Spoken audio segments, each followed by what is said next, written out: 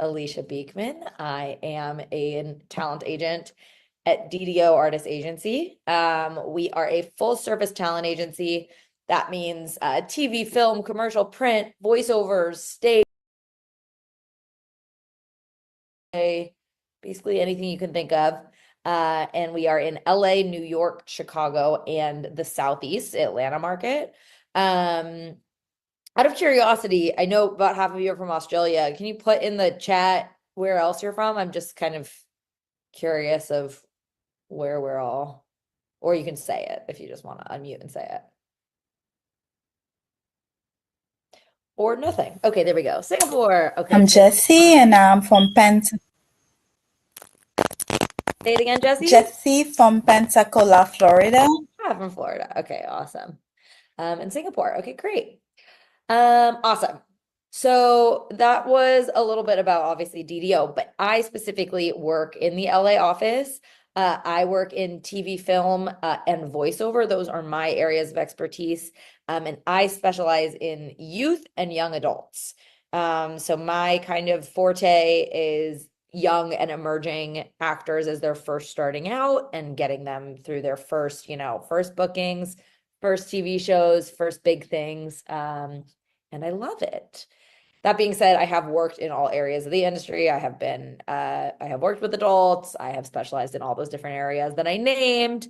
One thing I will preface before all of this is that my expertise is the LA market. So some things work differently in other markets, even in the States, and then obviously internationally, it can be a bit different as well. So everything that I am experienced in is here in the LA market.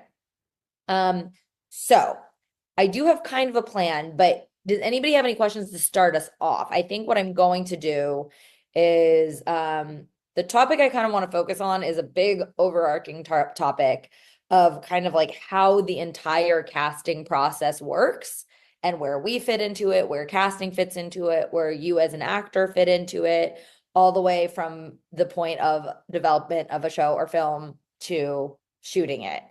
And then I do really like questions because I feel like I don't know what you already know versus what you don't. So if you have any questions to start us off, go for it. If you have any questions as I'm going through the process, just give me a hand raise on here. And then after I finish that, I would love to do like a good amount of time on questions. So if you want to think about some different things, no question is dumb, no question's too small, no question's too big, etc. Okay, does that all sound good?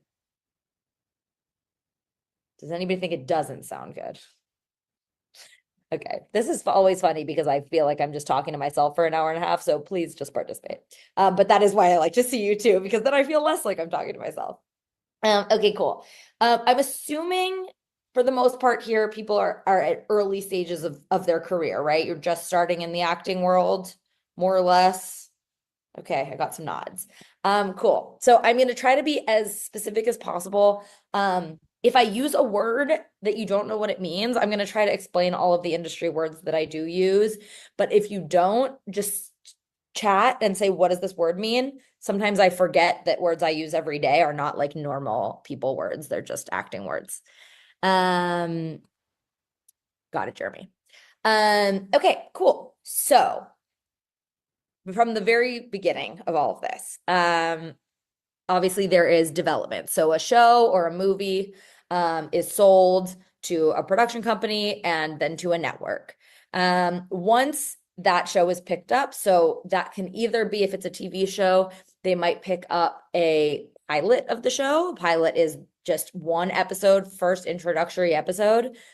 If a network picks up just a pilot, that is all they are agreeing to see. So basically, they are saying, we will watch one full episode of this, and then us as a network, we will decide whether or not to pick it up. But even just to do that pilot, they have to go through the whole big process that we're about to go through.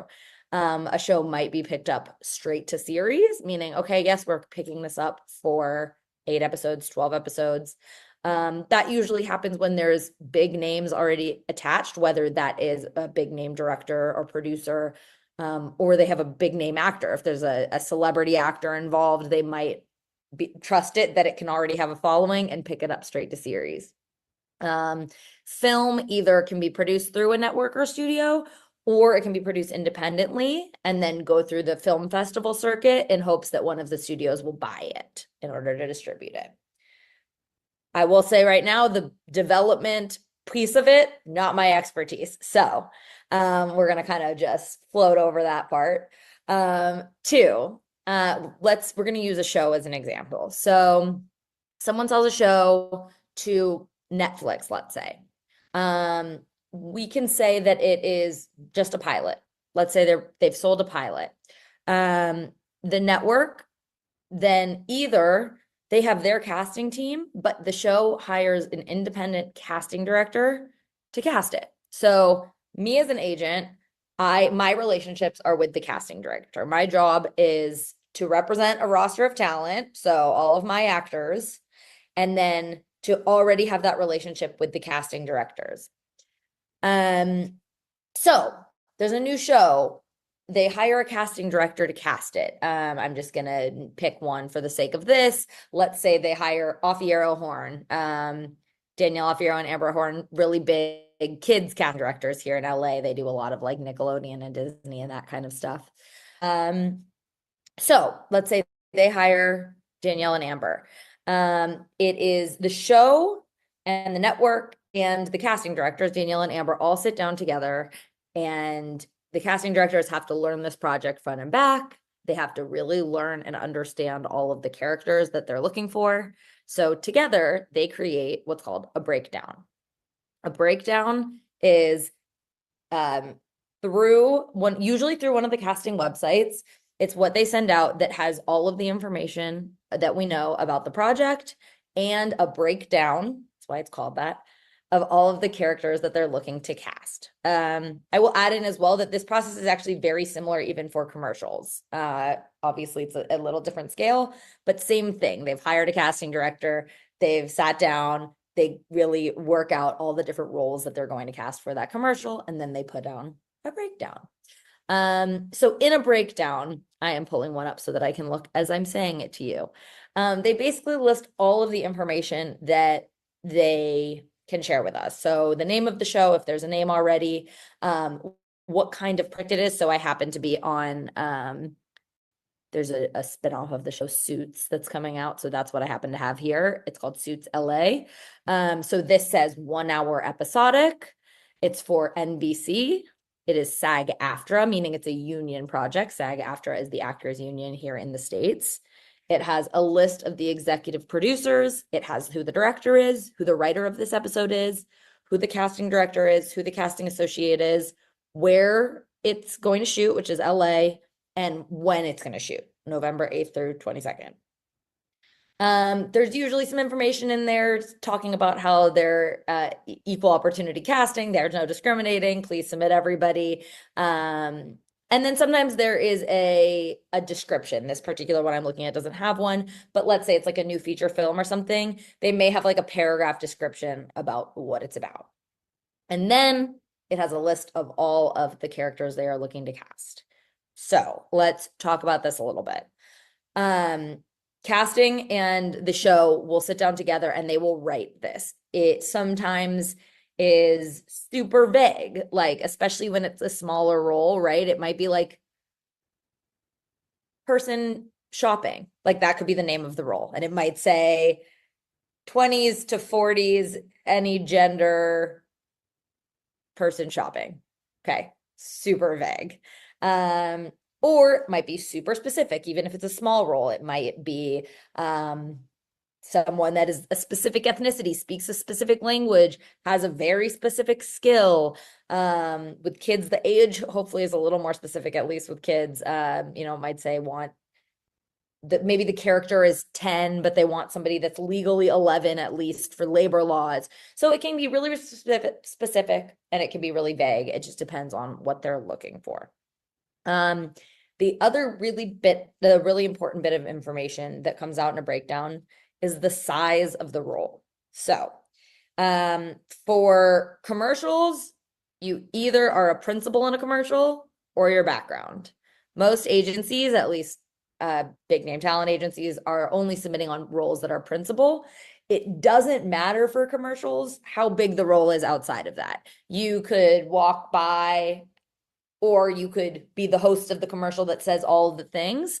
If it's a SAG commercial, you're a principal as long as you're being paid a principal rate, which basically means that you are identifiable. In a commercial, they just need to be able to identify you. So if it's a huge crowd of people that are all in the back and you could never make out a face, that would be background. But if there's a person at the cash register that's swiping, whether they talk or not, that would be an identifiable person in a commercial that gets paid a principal rate. So commercials, principal, or background. For film, there is a lead, there is supporting, and there is background. And that's pretty much it. Sometimes they will use terms like supporting lead, but those are really the only terms that there are for film. And that is really important in casting, because if it's a lead, you need to be able to, carry the whole film. And supporting can be anything from maybe you have a good amount of scenes, but you're not a lead. Maybe you just have one line. All of that is considered supporting. And these terms are the terms that go on a resume.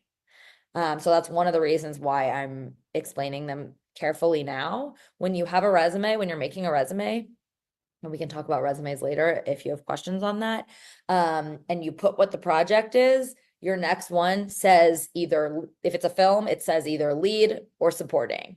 Background work never goes on a resume. Lead or supporting. Okay. TV. There's more categories for TV.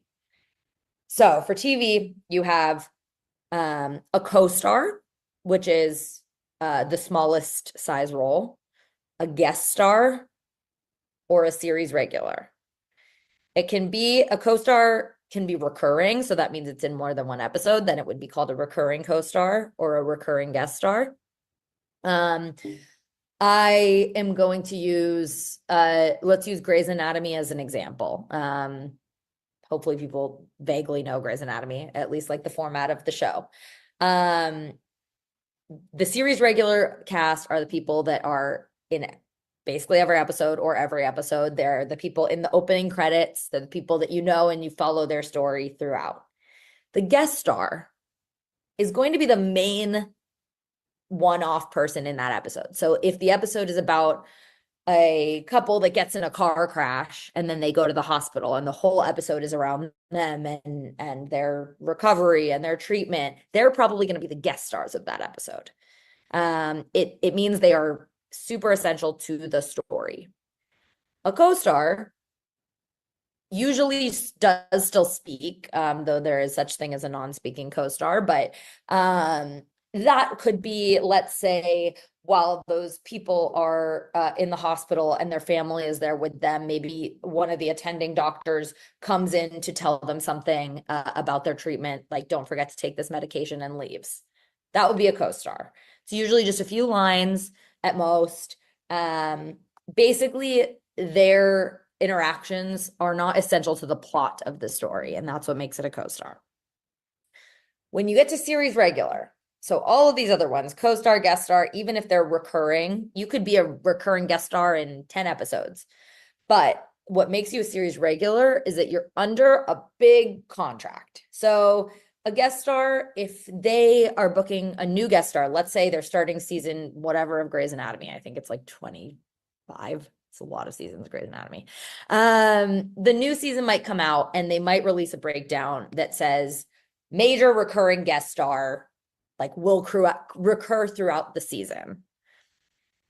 That means that their hope is to book somebody that is going to continue throughout the season, but you are not tied to them under any overarching contract. So if you shoot a couple episodes for them and then you go and book a big feature film and you're no longer available to them, that's okay. They need to figure that out. What a contract does for a series regular is it holds you to the show. So when you are under a series regular contract, you cannot be a series regular on any other shows. Your priority always has to go to the show you're on. You basically are expected to be available to them all the time. Usually in a series regular deal, you are paid for every single episode, whatever your episodic rate is, whether you're in the episode or not. So that is kind of what keeps them from putting everybody under contract and saying none of you can do anything else, right? It means that they have to pay you for every single episode. There is such thing as what's called a fractional series regular, which means you're guaranteed a certain number of episodes. So a common number is 10/13. This is a weird industry, okay? So in a breakdown, it might literally say fractional series regular 10/13. That means that you are guaranteed to be in 10 out of 13 episodes or the fractional equivalent to that. So the math of 10/13 divided by however many episodes they're doing. So if you're hired as a fractional series regular and there are 13 episodes, let's say that, you still have that episodic rate. You are guaranteed to be in at least 10 of them and paid for at least 10 of them. You are not guaranteed to be paid for all episodes produced, though if you are in more than 10, you are paid for whatever episodes you're in. Okay, does that all make sense so far? Cool. This is kind of like deep cut information, but it's all important. Now, those words as well, that co-star, guest star, or recurring co-star, recurring guest star, series regular, that again is what goes on your resume. That is the word. It's either co-star or guest star or series regular. Okay, so they have a breakdown. It's a new season. Maybe they have a new series regular they're going to be casting for. They have a couple guest stars in the episode and a few co-stars. That will often come out all in one breakdown. And casting directors are the ones to send those out. They send out those breakdowns to agents and sometimes managers. They often put them on the site.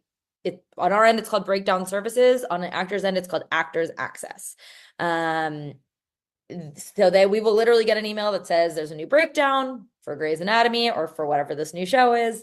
And then we go into it. Okay. I'm going to use this Suits breakdown as an example so that I can kind of talk through it. So this one, this is a role that says can play the role of girl, 12 to 14, any ethnicity, wants to be a screenwriter. It says co-star. So we know it's a co-star. I can click on this role, Tina. Oh, just log me out. Give me one moment. I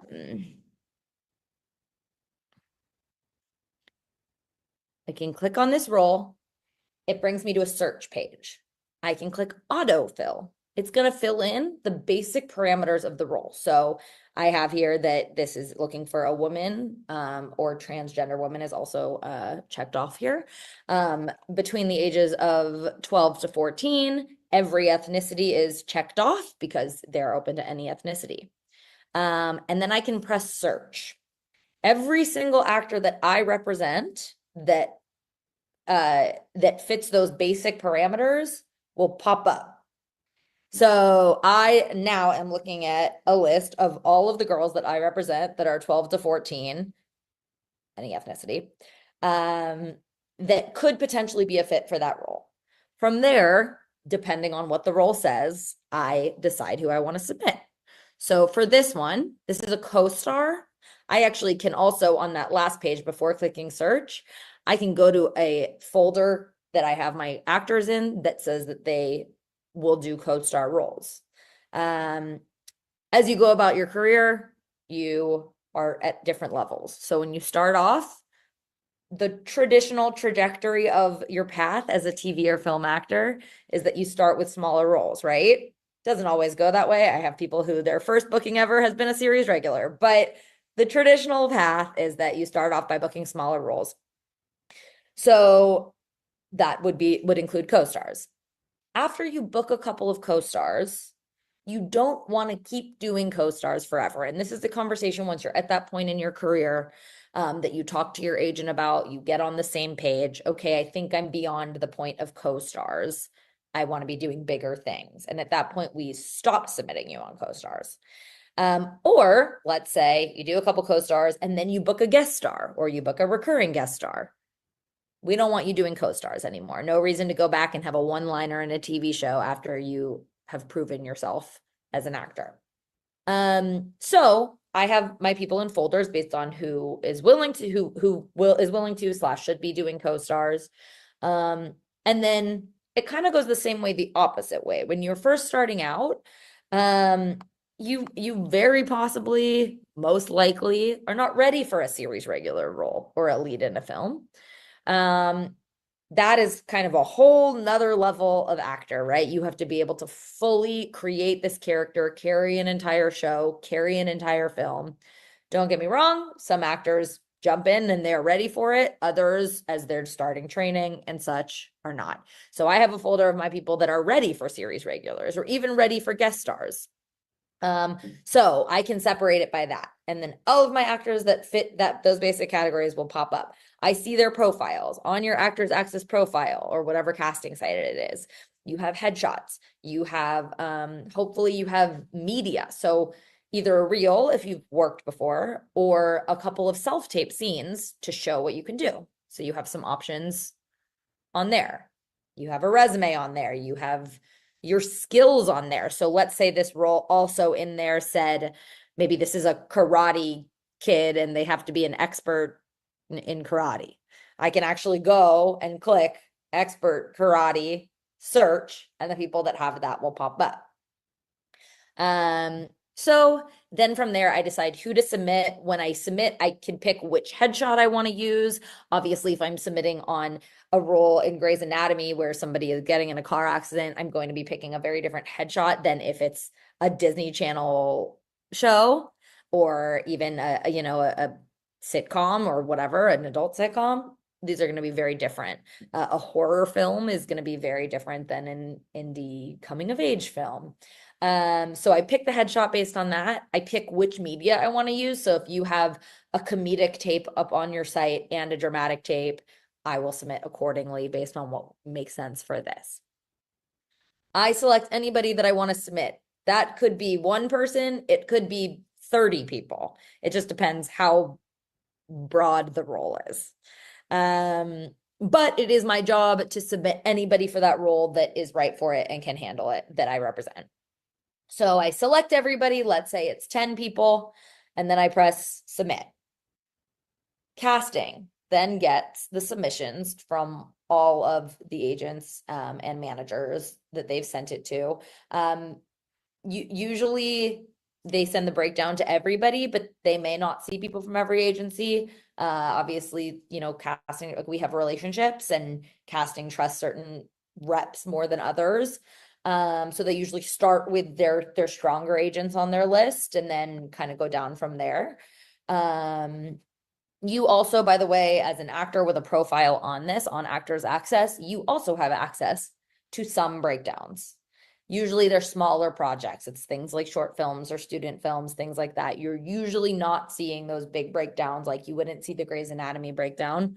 However, sometimes you will. Maybe they're looking for something really specific. Maybe Grey's Anatomy is looking for somebody that speaks a specific dialect of a language, and they may choose to open that breakdown up to actors as well so that they can reach as many people as they can to try to find that, or an actor with a certain disability that they want to portray authentically. They may open that up bigger. Okay, so casting gets all these submissions. There can be like between, I would say, 500 to 5,000 submissions per role that casting is getting from the different reps. It's a lot of people. They're not going to audition 5,000 people for the role. I also, another thing that I should add is when I click and pick all of those pictures and all of that, I also can put in a specific note. So I can say what your recent, just did an episode of, we're just going to stick to Grey's Anatomy because I can only think of one thing at a time. Just did an episode of Grey's Anatomy, or black belt in karate, if that's what they're looking for, or whatever it is. Or if you don't have anything specific, like it might be, I just signed them because I saw them in a show and they blew me away. Like, you have to see them. It could be anything, right? It's my job to sell you. Sounds bad, but it is. So casting gets all of those and they decide who they want to schedule for an audition. Normally at this point in 2024, that is going to be for a self-tape. There are some commercials here in LA are about 50% in person, the auditions. Different markets are different though. And then TV film is almost entirely self-tape still for a first round. So let's say they are willing to watch 100 self-tapes for a role. That number is going to be different based on what they're looking for. Usually if they are looking for, if they're looking for a series regular, there are a couple different ways they may go about that. If they're looking for like a person to carry their series, an adult, for example, especially if they haven't sold the show yet, they may not even audition wide like that. They may be they may have a list of 10 actors that they want to go out to and see if they can get them to commit first so that it's an easier sell for them. But maybe they already have a huge actor. Maybe this is a show and it's starring Nicole Kidman already. And so because they already have a big name attached, they are willing to see new actors and want to have other people. So if it's a big role like a series regular, they'll usually spend days and days, sometimes weeks auditioning, and they are willing to watch more. Whereas a co-star is usually a really quick little turnaround. They might be casting it today, seeing tapes tomorrow, have an offer out in 3 days, shoot next week. So they're probably just going to pick whatever 50 people they know or they like to watch those auditions. So let's say they pick 100 people to do self-tapes. They send us an email. I get an email that says casting wants these 6 people to tape for this role for Grey's Anatomy. Here is the breakdown. So you get that whole breakdown again. And here are the sides. Sides are the portion of a script that you're going to be using to audition. So a script is obviously long. The sides might be 2 scenes that they're going to have you tape. If it's a film or something like that, sometimes you will get a full script. Often you won't, especially not in the first round of auditioning. And for something like an episode of a show, you will really rarely get a full script. You'll just get those sides. So I send an email to my actors. I say, here's a self-tape audition for you. And someone asked what a side is. That's what I just explained. So sides are the portion of the script that you're going to be auditioning with. So it might be like scenes 1 and 2. That just comes in a packet by itself and it says sides, and that's the sides that you're going to be auditioning with. The script, the part of the script that you're going to be auditioning with. So my actors get an email. Now it's your turn to do the work. So when I send my actors an email with an audition, they have work to do on all fronts. Obviously, they need to read the sides. If there is a full script provided, I want them to read the full script so that they can understand as much of the context as they're given. They need to memorize. But before all of that, you need to figure out what the heck it is you're auditioning for. So if it's something like Grey's Anatomy, right? You kind of get a cheat because this show exists, right? So if you get an audition for Grey's Anatomy and you have never seen an episode of Grey's Anatomy, first thing you do, you watch Grey's Anatomy, always. And because it's already a show that's been existing, you can go on and do that. So you watch episodes, you think about things like, what is the tone of this show? If it's a sitcom, what kind of sitcom is it? Is it a multi-cam sitcom or a single cam sitcom? That means a lot of different things, which is why you take acting classes and you learn all of these things. I can go into it really briefly though. A multi-camera sitcom, multi-cam, literally means that there's separate cameras. It's usually bigger acting. If you ever watch a show and there's a laugh track, that's usually a multi-cam show. It's often filmed in front of a studio audience. A single camera show literally has 1 camera at a time, no laugh track ever. It's something like The Office or Modern Family. And the acting differs between those two. So a multi-camera, like a Disney show or a Nick show, that'll always be multi-camera. But it doesn't have to be a kid's show to be multi-camera. Something like That 70s Show or Friends, those are all multi-cam sitcoms. And the acting is bigger. It is the closest type of acting to stage acting that you get on camera. They often are performing for an audience. They're waiting for laughs. and that affects the way that you act. A single camera sitcom is usually drier comedy. It's usually more sarcastic. The camera is right here and you're not performing out to an audience, so it can be a little bit quicker.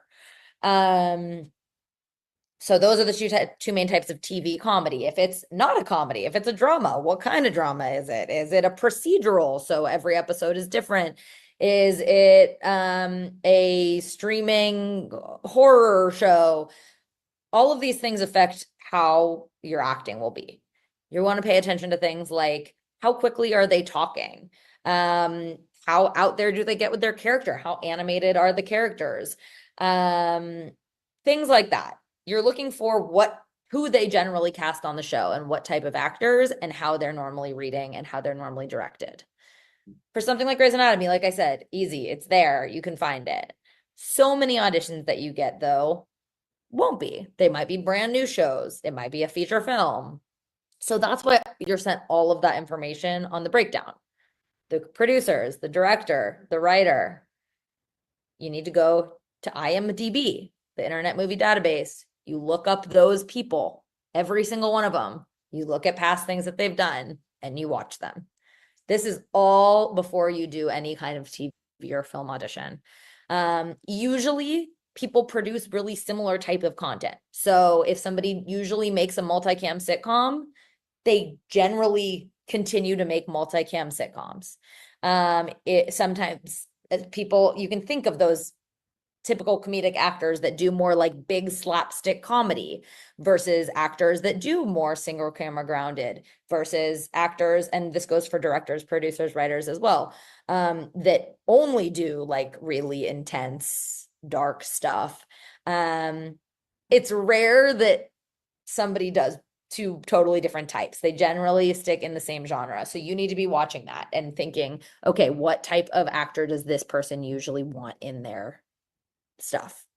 Same thing can go for commercials. Obviously, it's a smaller scale, but you need to know what brand you're auditioning for. You need to watch recent commercials, see what kind of campaigns they do, what type of acting it is, what type of speaking it is, how is it funny? Is it all of these things matter because you can have the same script and it could be it might not be funny, right? You get a script and there's nothing in it that's like innately funny.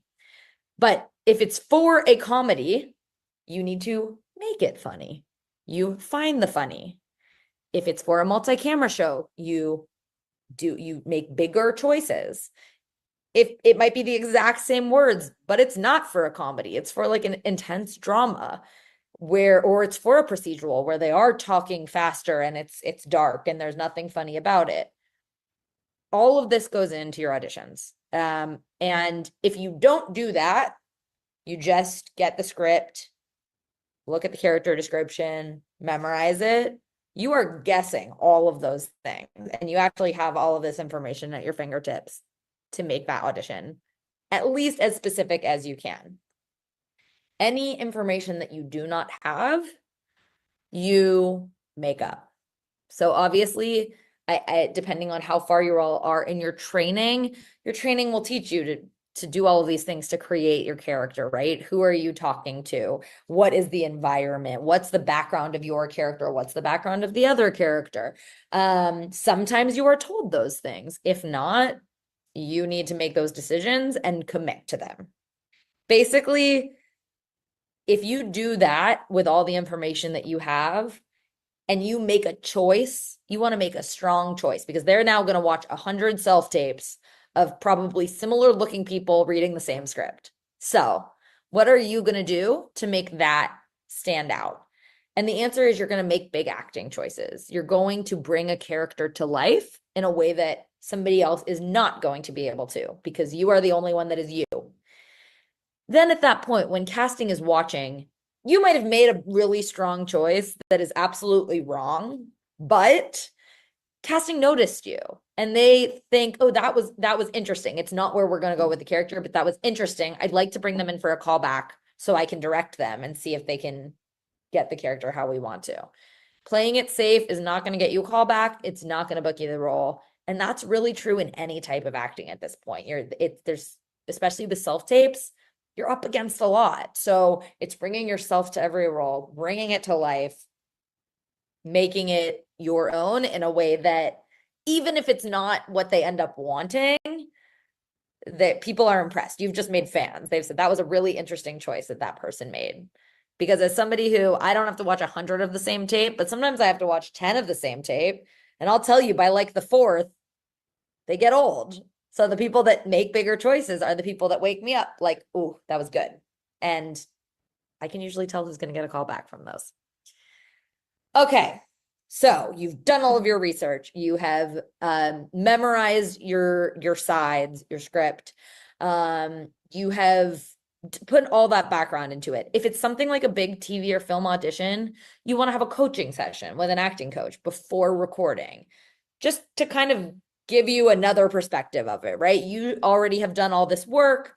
The acting coach might know some things about the project that you don't know.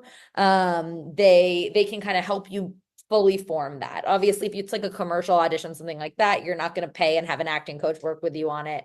But for a big audition, you do want to do that. And then you tape it. We could talk about self-tape stuff, but the basics are plain background, this framing, a little above your head, right at your chest, good lighting.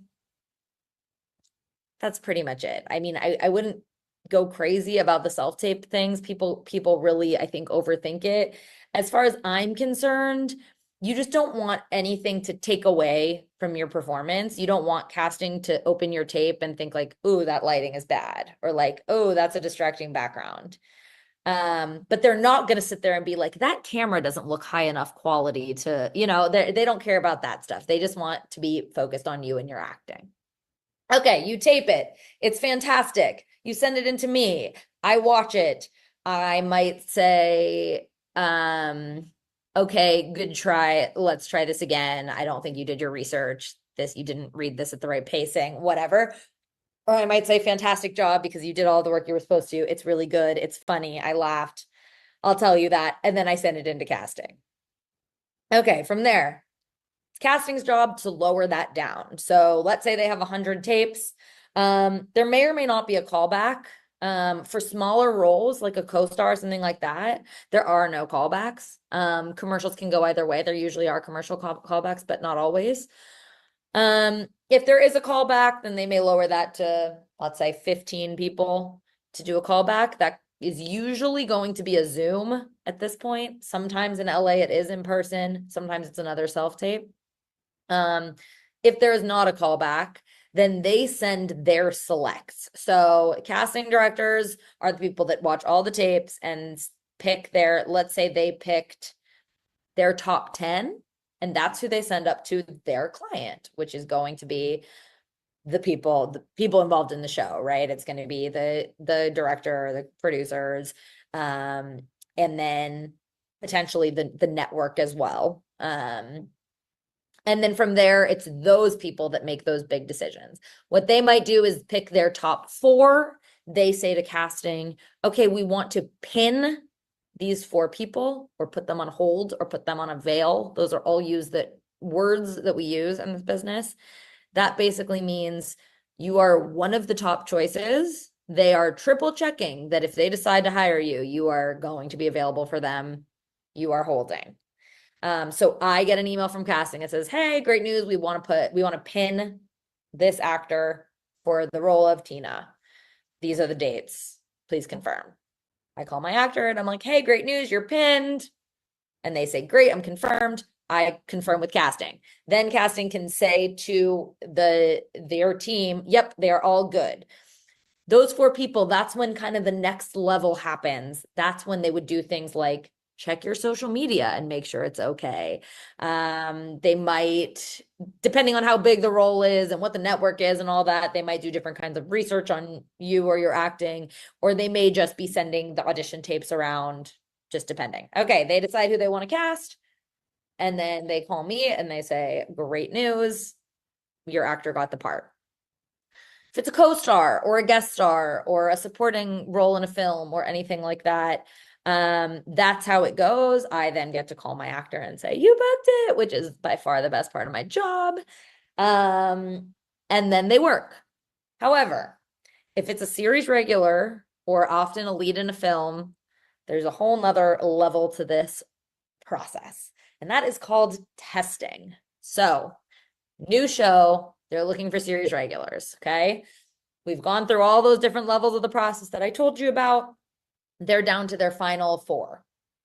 These 4 people, they will then call me and say, good news, we want to start a test deal for your actor for this role.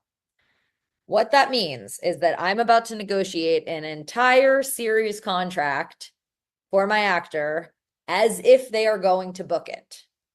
There are 4 actors now that are doing this. So this means we are negotiating what their episodic rate would be, how many episodes they're guaranteed in a season, what future season rates are, what their exclusivity is to the show, how long we have to wait to find out. Basically, everything you can imagine in a contract, we're going to negotiate. It's usually like a 30-page contract. You can either as an actor hire an entertainment lawyer to do this, or your agent will do it. If an entertainment lawyer is involved, usually we work in tandem. I usually know my actors a little bit better, so it's helpful to have me as well. If there's no entertainment lawyer involved, then I just negotiate the whole deal and negotiate the whole contract. It's a long process. Long meaning it takes a lot of time, not it takes a long time, because usually I have 3 days to do this. We have 3 days before the test. I'm calling my actor saying, okay, this is what the offer is. Like, this is what relocation, they'll pay $10,000 for you to relocate to LA. Like, making sure that the deal is good enough for my actor, and I need to be okay with it and they need to be okay with it. If we cannot come to an agreement, we being us and the business affairs team, we don't close the deal and they don't test. If the money isn't high enough, if it just doesn't make sense for them to do it based on what's being offered. The idea is that obviously we do come to an agreement. Everybody's happy. They draft a long form contract. We do it. The 4 actors that are going to test have signed long form contracts before they go into that test. And I'll talk about what a test is in a second.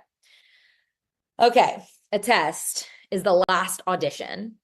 It is usually going to involve a chemistry test. So let's say it's a new show with 4 main actors. Usually there's 3 to 5 actors for each role that are testing. They're mixing and matching the different people together. There's a studio test and a network test. So this is being presented to the big wigs at the studio, the big wigs at the network. In this day and age, sometimes that is an in-person thing. I had somebody test for a new contract role for General Hospital yesterday. She went in front of all of the people. Sometimes it's literally it can be online. It can be, they're just showing the tapes from the sessions you already had to all of these people. And it's your final audition.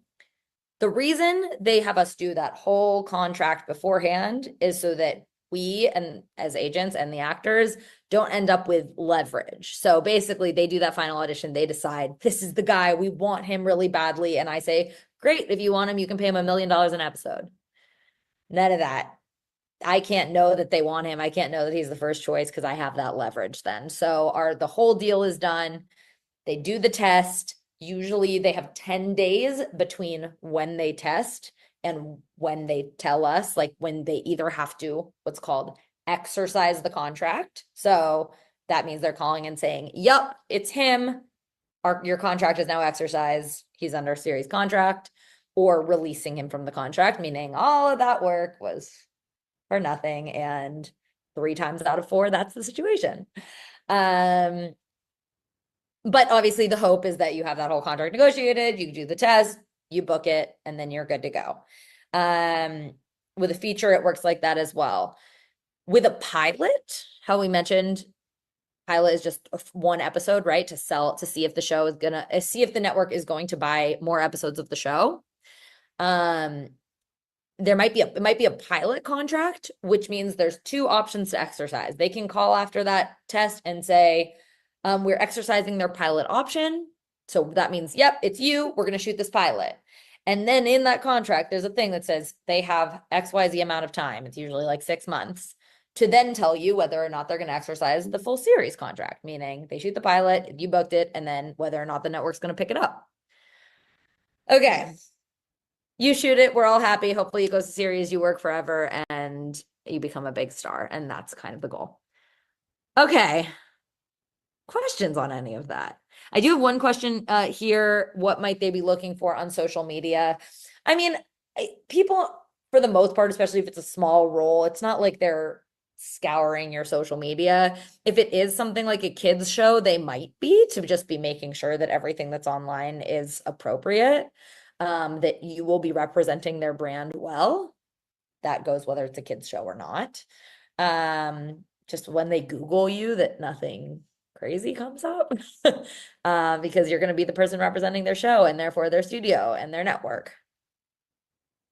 Yeah. Okay. Any questions about any of this or about anything in the industry as a whole? You guys have no questions on the entire entertainment industry. You are ready to roll, rock it. You know how to get representation. You know what to do once you have representation.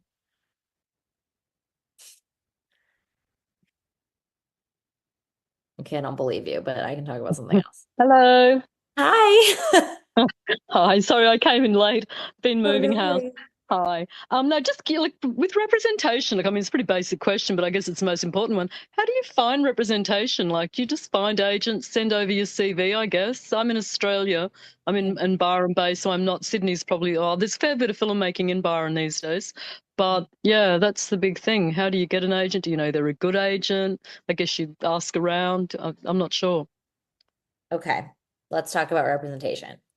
Since I know you, Michelle, came in late and a couple other people have as well. One of the things I did say at the beginning is that I am speaking for the LA market.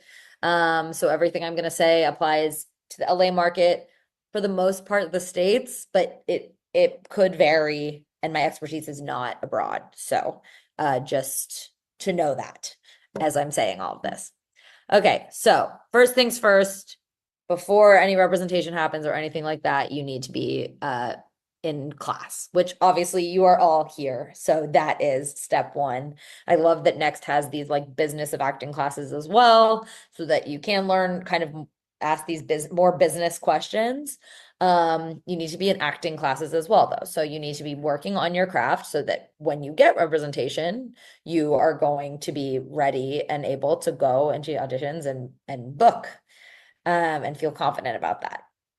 So whether depending on what you're pursuing exactly, you should have classes with that kind of thing. If you're pursuing commercials, make sure you take a commercial class. I highly recommend improv or something in that realm as well for commercials, really for anything if you're going to be an actor, because there will always be an improv element. But any kind of comedy classes are really good for commercials specifically.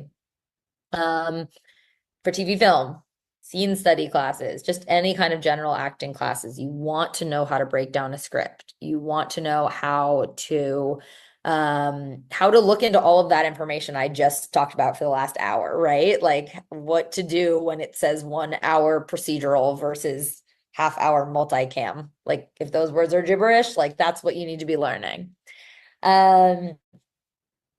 Once you are ready, and what does ready mean? It means you have you know what you're submitting for. You have the setup you need to pursue whatever you're pursuing. So that's probably a self-tape setup.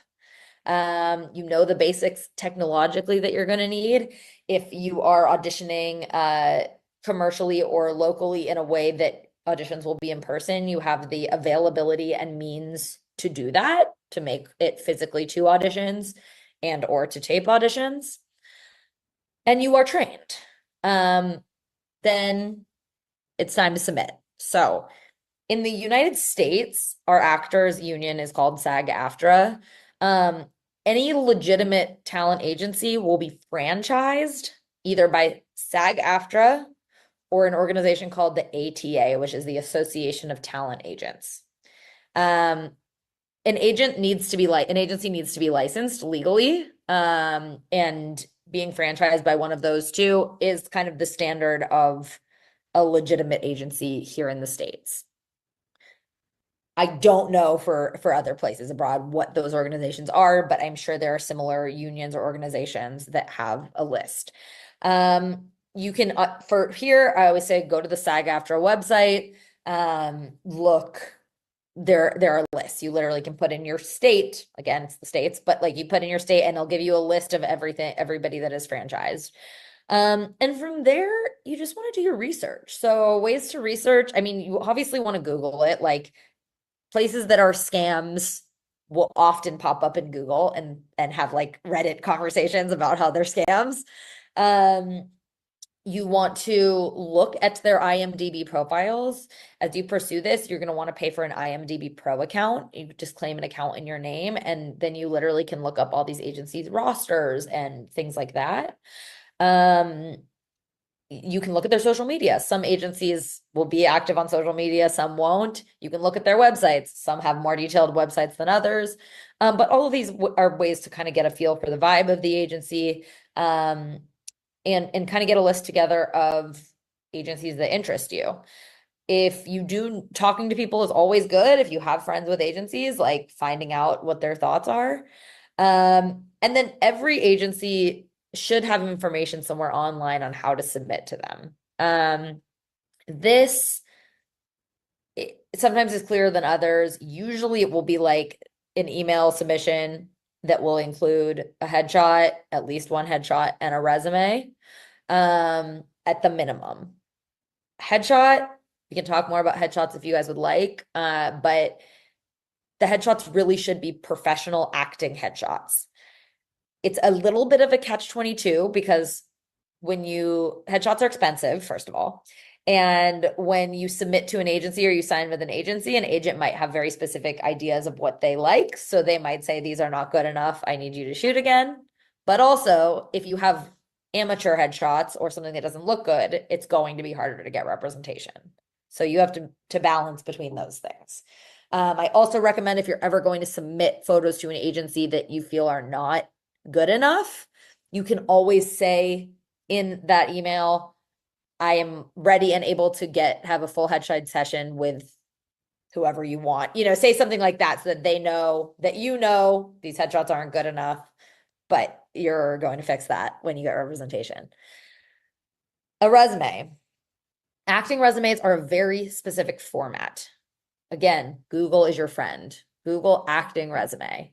There are 3 columns.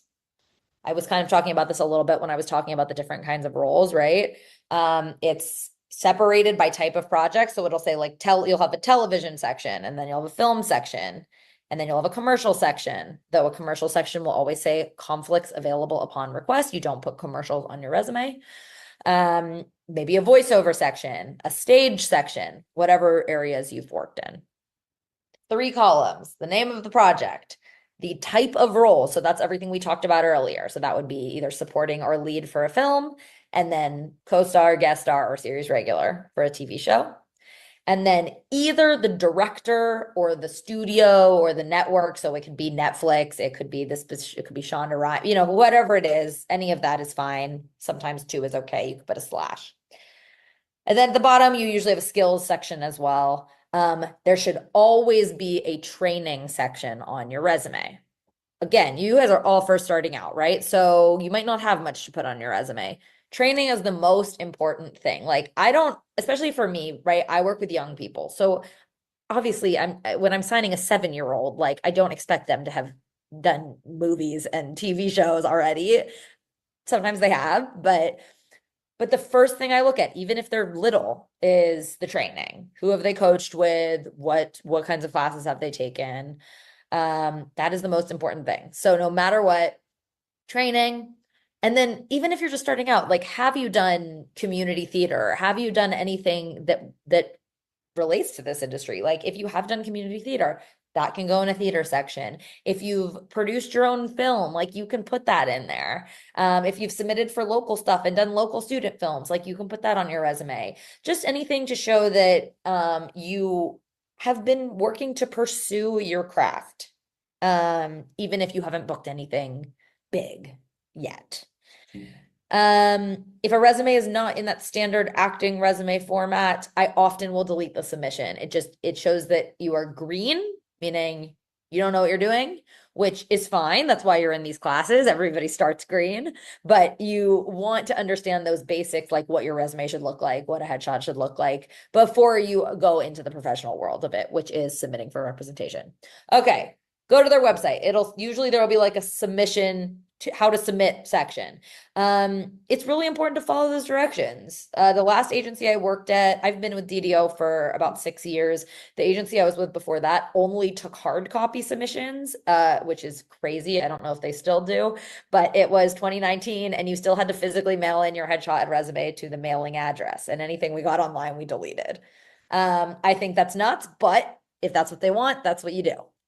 Now we have a submission email address.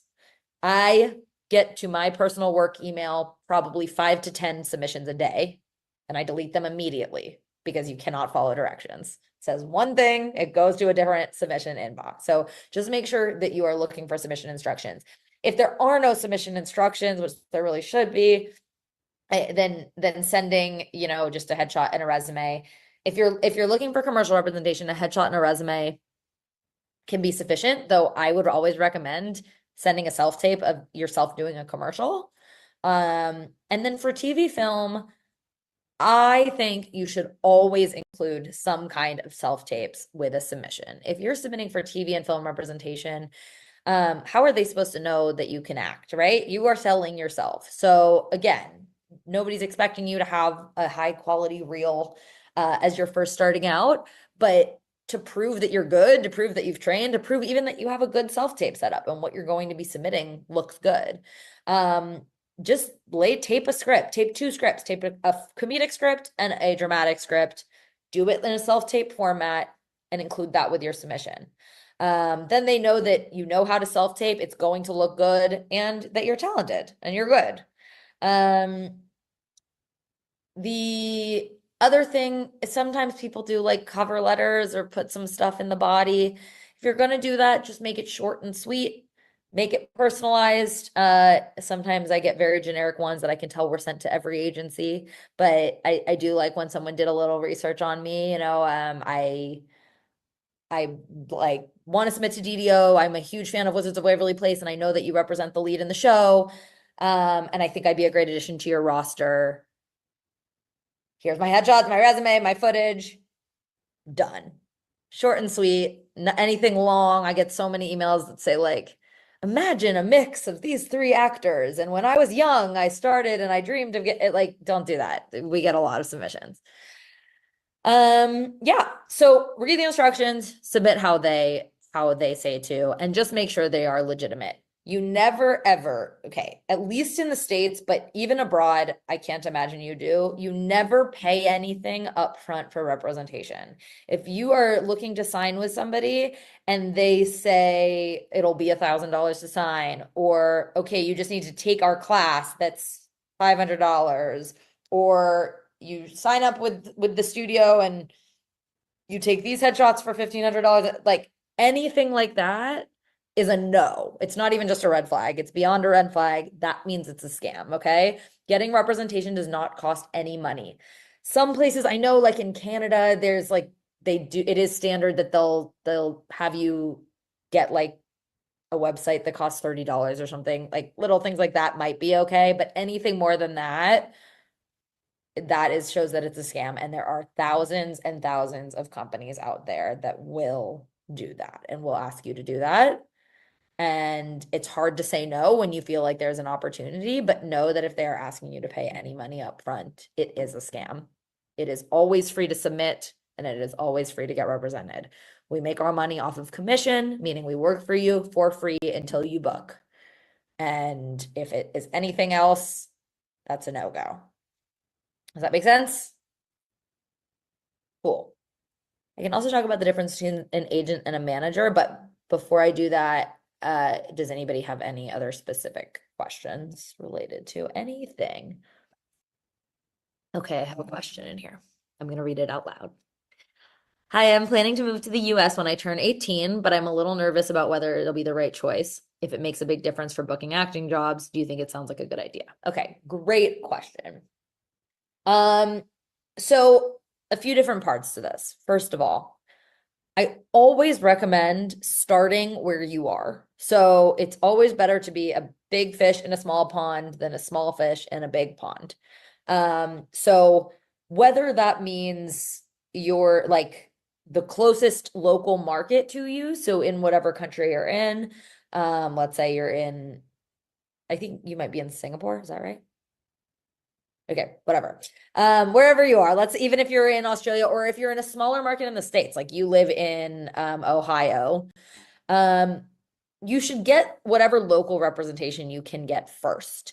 Start booking local commercials. If there's any kind of TV film market that's like relatively close to you, like here in the States, there is a small market in for television and film in like New Mexico and Louisiana and Texas. Chicago has a really good one that is smaller. And that's just nice because you can start getting credits, you start getting your name out there. And it is, you're auditioning against way less people. Then once you've kind of mastered your own market, going into the bigger cities, the bigger markets is a logical next step. A couple of things with being international. You do need to be able to work in the States. So that is just something to know, keep in mind, look into.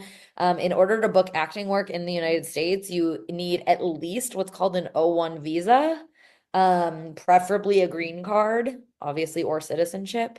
But it's very hard to do anything if you do not have an O1 visa, which is a visa the actors can use to book work here. I do have clients that don't live in the States. I have a few in Australia. I have quite a few in Canada.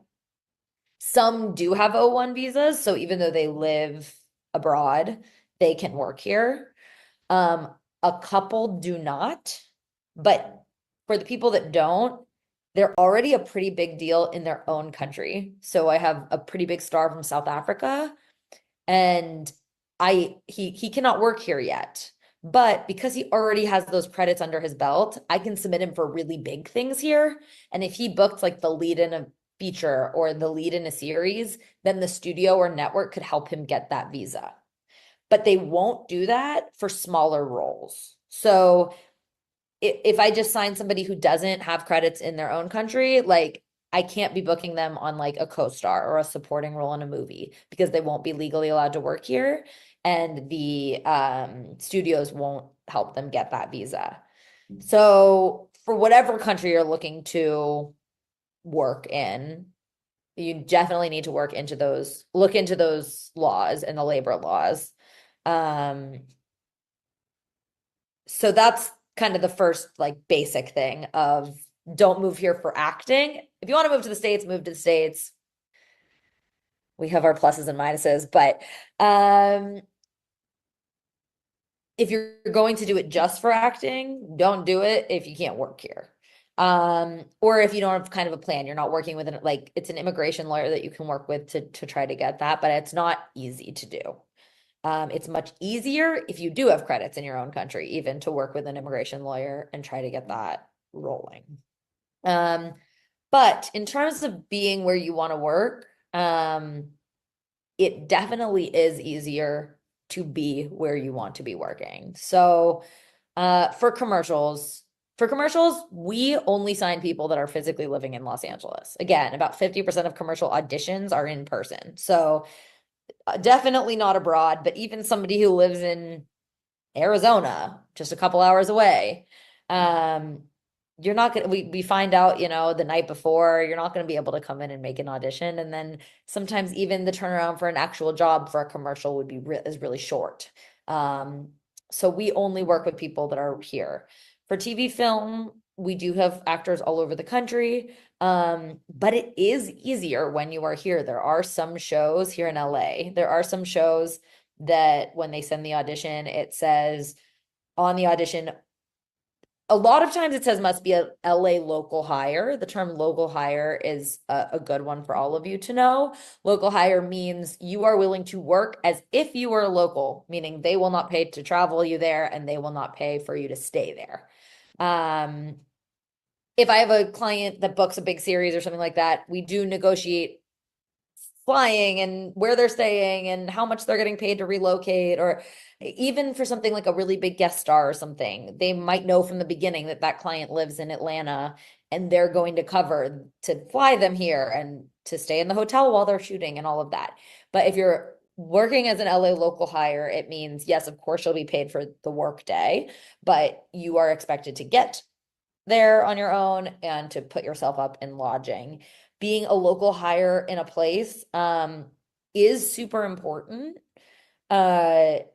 Especially like for LA, I do not sign anybody that is not able to be a local hire here at the minimum, because it just is so limiting otherwise. But you also need to be honest with yourself, slash, if you're under 18, your parents, everybody needs to be really open about whether or not that is something you can do, because it's hard. Let's say you book a one-day co-star. A one-day co-star on a SAG TV show pays a little over $1,000 for the day. 10% goes to your agent. If you have a manager, it's 15%. If you're working in the States and you're under 18, 15% goes into a special bank account. You're taxed. So you're walking away with like a few $100. And if you're living in, let's say, Atlanta or abroad, you are paying for the flight, you're paying for the hotel, you're actually going to be spending money to do the job. I do have a lot of clients that are able and willing to do that to build their resume, but obviously that's not reasonable for a lot of people. And if you have a day job, you then have to say, I'm not coming in for 4 days while I go work this job in LA. So being a local hire is super important, but it's also just really important to know what you actually can do and what you actually can commit to. But then even on top of being able to be a local hire, a lot of shows now do say must physically be in LA. Like they don't want people that are going to travel in. I think people just especially throughout COVID, productions have gotten a little bit screwed at times where they've booked somebody who said, yes, they're local. And then they say, okay, we need you here tomorrow. And they can't do that because they physically can't get there that fast. So you're seeing that more and more. Certain shows like the show 911 on ABC, that they will not book anybody that is not physically in LA. I've done it and just said that people are in LA and they've gotten here, but that's besides the point. Yeah, so I think the multitude of answers to that basically are, can you legally work here? And if you can, I do recommend it if this is where you want to be. I mean, this is definitely, especially one of the big cities here, like LA, New York, Chicago's great, Atlanta's great. Like that's where all the action is. I think it's also nice to be in-person acting classes with other actors. Like when you're in LA and you do a show with other actors pursuing it, like you create a community. I think that's all a really nice part of it. You can go to comedy shows that your favorite comedian is doing, or find your new favorite comedian, or you're working in an acting class with somebody who does a show and blows up and you have that connection. So I think that's all a part of it. Like the fact of like who you know in this industry like does have a factor that can help you at times. And I think it's nice to be with like-minded people. But do you have to be here? Definitely not. And COVID has certainly changed that in many ways. And there are a ton of working actors that are not in a major market. Fair enough. She said she'll probably move to LA, but she still needs to discuss with her family. I think that is totally fair. And whatever country you are based into, like get in the community there, like take some acting classes there, see if there are, connect with local actors. That is good too. There are people everywhere and there are other markets. My world centers around LA, and obviously a lot of TV film does, but there are great TV film markets in other places and great commercial markets all over the place. Other questions? No other questions. Okay. I'll talk a little bit about managers. And I know I've said this 400 times, but again, I'm talking about LA. I really don't know how it works with managers in other countries, to be completely honest. A lot of people ask what the difference between an agent and a manager is, or do you need both, or which one should you start with? So technically, the technical difference is that a manager does not have to be licensed. How I said an agency, we all have to have an agency license, and the good ones all have to be franchised. A manager, anybody can say they're a manager, which can get a little bit iffy. You have to be really careful with, you have to be more careful with managers because there is nothing governing them. There's nobody, like, we have a license, but they do not have to maintain a license. Legally and historically, a agent is the person that procures work for you, so that looks for jobs for you and negotiates on your behalf and closes deals. And a manager, traditionally and historically, is more the person that manages you on the day to day. So helps you with things like your schedule and your acting classes. And a lot of times a manager can help you get an agent, kind of is looking at the bigger, longer term picture of your career.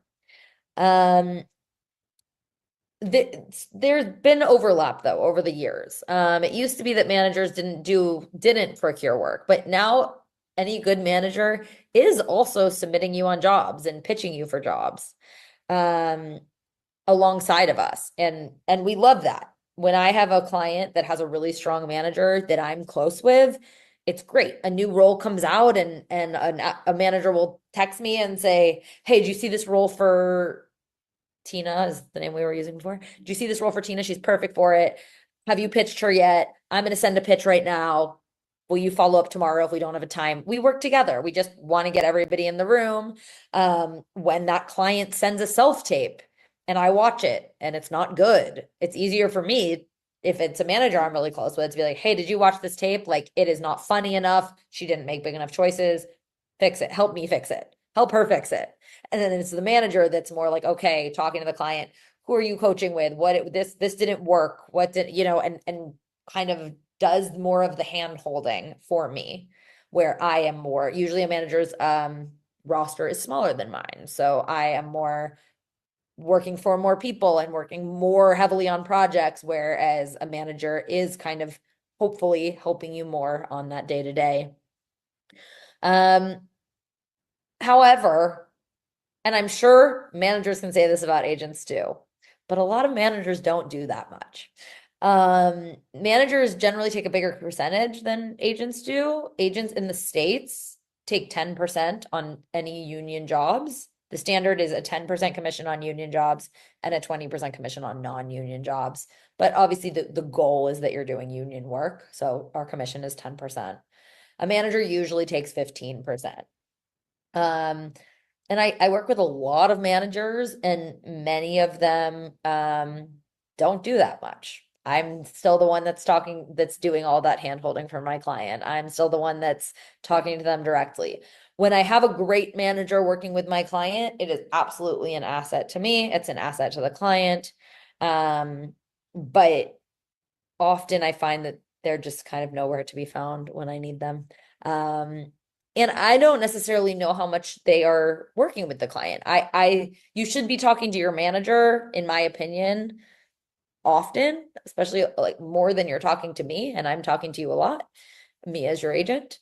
And sometimes they are. Sometimes I might not hear that much from a manager, but they are talking to my client, every day, a few times a week, like talking about those, they're asking them, "What should we wear for this audition?" It's little things like that it's not my job to handle. Sometimes I do, but and then there are other times where I talk to a client and they say, "I haven't heard from my manager in months." And in that case, I'm like, "Why are you paying them 15%?" So I think the answer to what's the difference is really just those legal things. Which one you should have first? Do you need both? That is really a case by case basis. You want to find people that are super excited about you as an actor, as a person, as a human being, that you are super excited about. It's a two-way relationship. I want my clients to love me as a person, as an agent, really believe that I am working my butt off for them every day. So when clients are taking those meetings with agents and managers, know that it's a two-way street. So even if you're having an interview with a rep, like you can ask questions. You want to get the vibe too. If you feel like you don't love it, it's not the right, you don't love their personality, or you're not loving what they're saying, or it just doesn't feel like the right fit, don't sign with those people. These are the people that are going to be your team. I mean, we're working together. And whether that might be an agent or a manager that feels like that right fit, that might answer that question. If you meet with an agent and a manager and you don't feel like it's right with the agent, the vibe isn't right, and you love the manager and you feel like they're really excited about you, and they may very possibly say, you know, okay, when you're first starting out, they might help you get ready to get an agent. If you're not quite there yet, they can help you with those materials that we talked about to submit. And that's all fantastic. Eventually you pretty much need an agent. There are exceptions to every single rule in entertainment, but for the most part, you do need an agent and you don't need a manager as much. However, managers might answer that differently, and B, I do think it just depends on who the manager is and who the agent. A lot of managers, especially here in LA, have been agents or were agents during the pandemic. And, you know, we as agents, we were on strike for most of last year. And that closed a lot of big agencies. A lot of people left the business. A lot of agents moved over to being managers during that time. So someone might be a manager, but they might function on more kind of like an agent, and they are pitching you all the time and they are comfortable closing deals. So all of that stuff dictates how you make those decisions. But I think the most important thing as you go through this journey is sticking to what feels right to you. There are obviously, you hear horror stories in this industry, right? But there are horror stories in every industry. So you just need to look out for yourself. If something doesn't feel right, I mean, especially if you're a young person, but obviously not just if you're a young person. If something doesn't feel right in any moment, don't do it. Get yourself out of there. You know, we have it's a big goal to want to be an actor and be a working actor. And it's easy, it can be easy as an actor to get caught up with, well, what if this is my big break? What if this is a big deal? What if, and I promise you that if you're feeling uncomfortable with something, it's not. Speak up. If you're on set, if you're a kid, speak up to your parent. If you're an adult, speak up to somebody on set. Never go into a room just with one person, and all of that stuff is just super important. And know that, like, our industry is just like any other. There are a lot of fantastic people in this industry, but you need to look out for yourself always, first and foremost. Which is kind of a dark way to end this, but it's not. It's really should be empowering. I want you all to know that, like, if something doesn't feel right, it's not, and you are here to advocate for yourself. Another cat. Wow, we got multiple cats in this session. That's really pleasant for me. Awesome. I think that's it for me, unless anybody has any other questions. Big, small. Oh, it's a really cute cat. Nothing? Man, y'all just know everything. Okay. Awesome. Well, thank you guys for being here with me. I hope it is a lot of information, but I hope it was kind of helpful to see my side of things and what happens throughout the process. And yeah, have fun pursuing this. It's a really fun, frustrating. There's no career like this, in all honesty. But if you love it, like, focus on your passion all the time and it will always be worth it.